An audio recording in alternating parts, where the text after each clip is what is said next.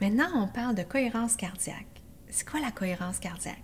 Bien, si on commence par regarder le terme cohérence, c'est quoi être cohérent?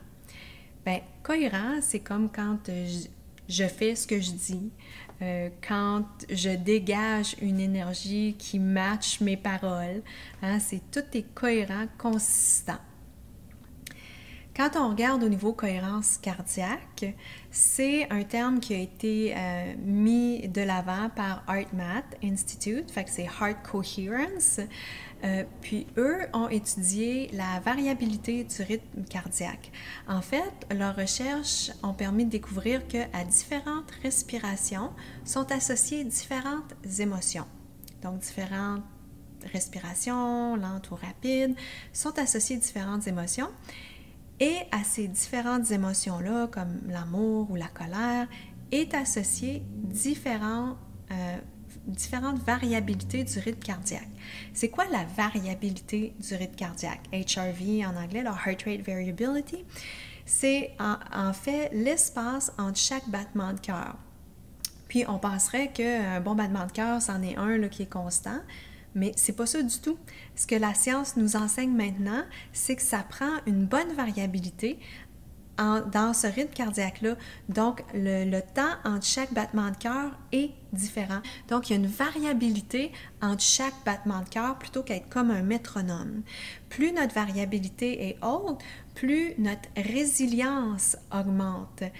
Donc, notre résilience, c'est quoi ça? La résilience, c'est comme la capacité de faire face aux événements et situations de la vie et de s'en remettre avec grâce et de s'en remettre rapidement. Donc, c'est comment qu'on rebondit aussi, puis c'est comme un peu une mesure de la réserve de notre énergie. Donc, par l'étude de la cohérence cardiaque, on a compris beaucoup de choses, puis on a compris que c'était possible de s'auto-réguler. Donc, si on prend par exemple quelqu'un qui serait constamment exposé au stress, hein, ça arrive à beaucoup de personnes. Moi, je suis arrivée à découvrir ces techniques-là parce que j'étais extrêmement stressée au travail. J'étais dans des postes de gestion, de direction avancés. Et plus on monte, hein, plus c'est stressant, plus on a des responsabilités, plus on a des délais. Puis bon, c'est ça. Fait que j'étais vraiment ultra stressée, là. Ce qui arrive, c'est que quand on vit l'émotion, ça vient diminuer notre heart rate variability, la variabilité du rythme cardiaque. Puis, ces émotions-là peuvent rester longtemps dans le système. Puis, ce qu'on voit, c'est que quand on vit la peur, par exemple, ou la colère, ou, c'est Sonia Lupien qui a fait ces études-là, ça peut rester jusqu'à 6 heures dans le corps. Donc, ce que ça fait, c'est que ça vient réduire la variabilité de notre rythme cardiaque. Pendant que cette variabilité-là est réduite, bien, ça diminue nos ressources internes, ça diminue notre vitalité, ça vient jusqu'à affecter notre système immunitaire. Donc, l'étude complète de la cohérence cardiaque nous montre que la cohérence, c'est beaucoup plus que juste de l'énergie ou juste une respiration. C'est en fait un état de calme présent, un état de fonctionnement optimal dans lequel nos systèmes physiques sont en synchronicité et équilibrés avec le cœur, l'esprit, les émotions et les systèmes nerveux, hormonaux et immunitaires. Donc, c'est quand tout fonctionne bien ensemble. Quand ça ne fonctionne pas bien ensemble, soit parce qu'on a été trop exposé à différentes émotions négatives ou des choses trop difficiles, bon ben là, c'est que les choses demandent beaucoup plus d'efforts. Hein? Quand c'est pas aligné, quand c'est pas synchronisé, là, ça demande beaucoup plus d'efforts pour bien fonctionner. C'est ce qui fait qu'on se fatigue plus vite. Donc, d'être capable de s'auto-réguler, de ramener toutes ces choses-là en harmonie, permet de conserver son énergie vitale puis d'être plus disposé quand les choses, les événements arrivent, les situations, les événements. Donc, si on regarde d'un point de vue technique, c'est plus qu'une technique de respiration. C'est vraiment une méthode qui permet de restructurer nos réseaux de neurones pour que tout se parle mieux dans notre système. Ça l'impacte, entre autres, l'amygdale cérébrale, pour ceux là, qui ont besoin d'informations plus techniques, plus scientifiques, l'hippocampe, le cortex préfrontal, puis le thalamus. C'est ça. Donc, ça permet vraiment d'améliorer toutes les connexions au niveau du cerveau. Plutôt que d'être une bombe à réaction, là, quelque chose arrive puis on réagit tout de suite, on voit que quand un corps est plus en cohérence, quand nos systèmes sont plus harmonisés, on a comme un moment de réflexion avant de réagir. Donc, au lieu de réagir, on répond aux événements, on peut mieux choisir sa réponse. Donc, les pratiques de cohérence cardiaque, c'est des techniques, entre autres, de respiration qui permettent de faire appel à des émotions plus élévatrices comme l'amour, l'appréciation, tout ce qui ramène des sentiments dans le fond positifs là, qui font du bien. Pensez juste présentement à quelqu'un que vous n'aimez pas. Hein, comment vous vous sentez? Puis là, pensez à quelqu'un que vous aimez. Comment vous vous sentez? On le voit rapidement. Donc, les techniques de cohérence cardiaque visent à utiliser la combinaison d'une respiration appropriée, une respiration ralentie, avec ces sentiments plus élevés là qu'on appelle comme l'amour, l'appréciation, la compassion, pour ramener l'équilibre dans nos systèmes internes. Fait que qu'est-ce que ça fait, ça, dans la vraie vie? Bien, c'est si vous êtes stressé au quotidien, là, que vous avez bien trop de responsabilités, puis que vous n'en pouvez plus, vous avez l'impression là, que vous allez sauter à la moindre petite affaire, bien, c'est une pratique qui va vous permettre de recharger vos batteries, qui va vous permettre aussi de diminuer là, tout ce stress accumulé-là qui fait que vous avez l'impression que vous allez exploser. Ça peut être dans des cas plus simples aussi, ça peut juste être à la maison, hein, s'il y a un climat familial là, qui est plus tendu, on vit toutes sortes de choses là, pour les gens qui ont vécu le coronavirus, on sait que ça peut devenir intense, là, on a des opinions différentes, puis ça peut créer toutes sortes d'émotions.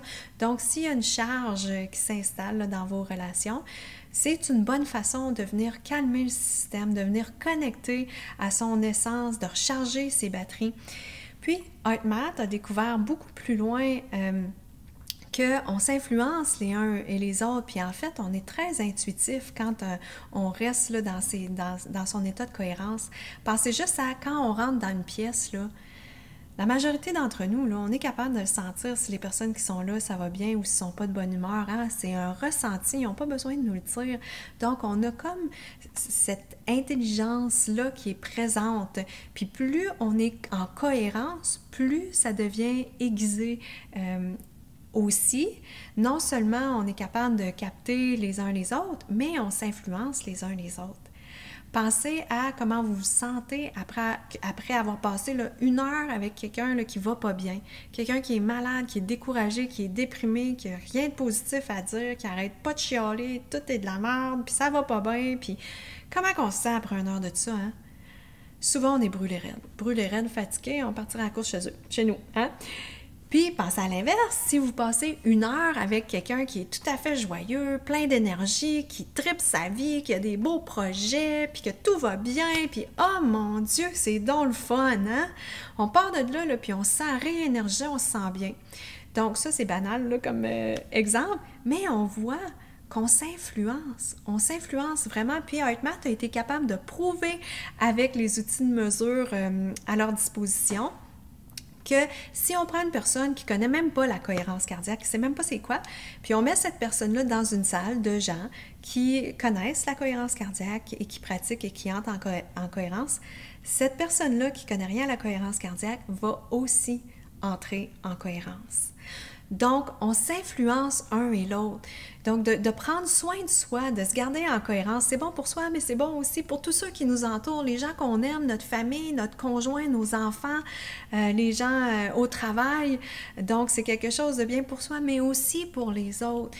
Puis, si les gens autour de nous, si on se rend compte que, oh mon Dieu, hein, plus on pratique la cohérence cardiaque, plus ça augmente notre niveau de conscience aussi.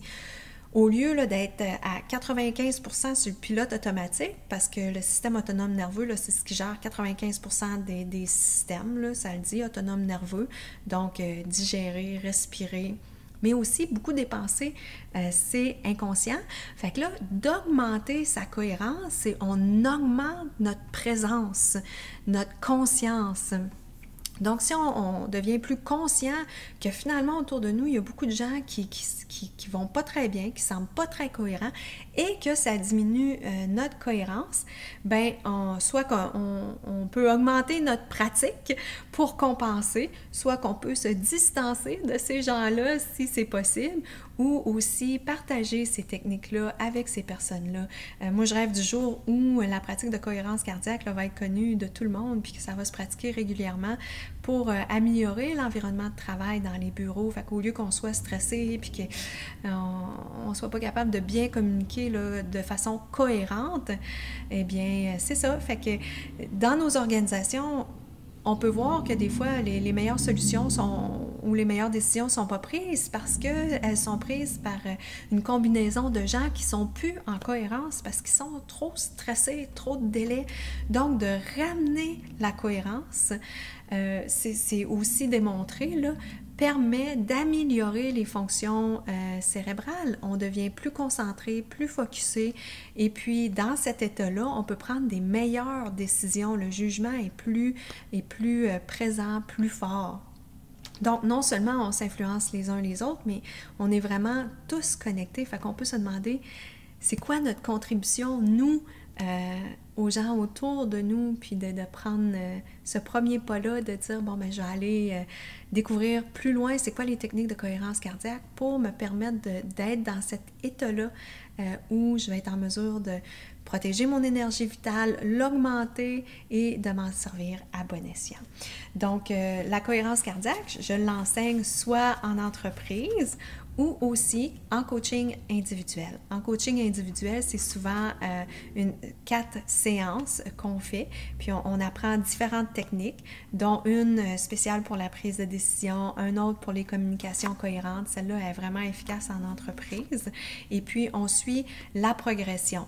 J'ai les outils de mesure qui permettent, quand vous arrivez lors de la première rencontre, on mesure votre cohérence cardiaque. Donc, on étudie là, c'est quoi la variabilité de votre rythme cardiaque, ce qui nous donne une idée si vous êtes vraiment stressé puis déjà votre cohérence est affaiblie parce que je dois dire que plus les gens avancent en âge, plus la cohérence diminue.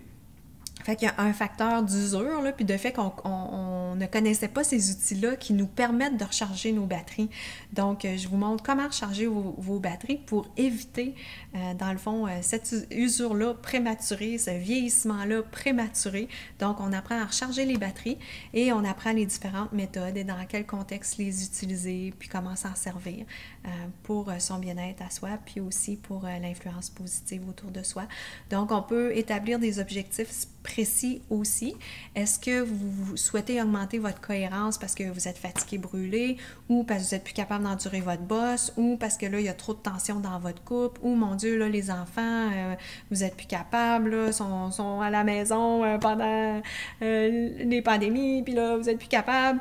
Donc, on peut établir un objectif précis donné et travailler vers cet objectif-là, ou ça peut être simplement d'apprendre à maîtriser les techniques de cohérence cardiaque pour vous permettre de recharger vos batteries au quotidien, puis d'apporter le meilleur de vous-même à chaque moment, dans chaque jour, dans toutes vos interactions. Donc, si vous aimeriez en savoir plus sur la cohérence cardiaque, il y a beaucoup d'études scientifiques publiées. HeartMath est un endroit où aller chercher, j'en ai aussi sur mon site, mais n'hésitez pas à me contacter si vous aimeriez savoir si ça peut être une technique qui pourrait être un bon outil pour vous. Moi, je peux dire que ça a vraiment changé ma vie. Puis, ce qui est bien aussi au niveau des études, c'est que quelqu'un qui va pas bien, on peut voir une amélioration du niveau de base quand on prend la première mesure après seulement 3 mois de pratique continue. Donc, vous apprenez une petite technique, puis après 3 mois, déjà, on voit une amélioration dans la variabilité du rythme cardiaque, ce qui fait que vous êtes plus flexible, que c'est plus facile d'accueillir les événements de votre vie, de vous remettre, donc d'augmenter cette résilience-là. Alors, n'hésitez pas à m'appeler, puis ce sera un plaisir de vous accompagner dans ce monde qu'on espère de plus en plus cohérent. Merci!